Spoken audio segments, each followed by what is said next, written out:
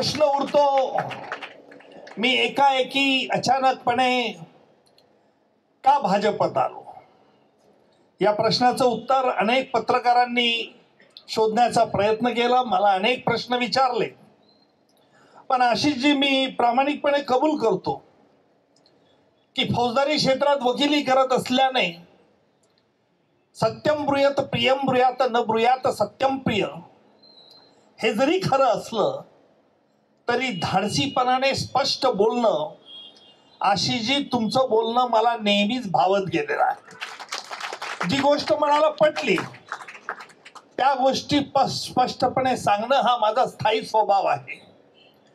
मी निर्भीड निस्पृह तर आहेच, परंतु त्याचबरोबर वस्तुनिष्ठ माध्यमातून वस्तुनिष्ठ घेतलेला शोध जर याला आपण विज्ञान मानत असू तर राजकारणातून देखील समाजकारण आणि देशसेवा करता येते, हे आपल्या सगळ्यांच्या शुभेच्छामुळे मी देशात एक आगळं उदाहरण घालून देईन.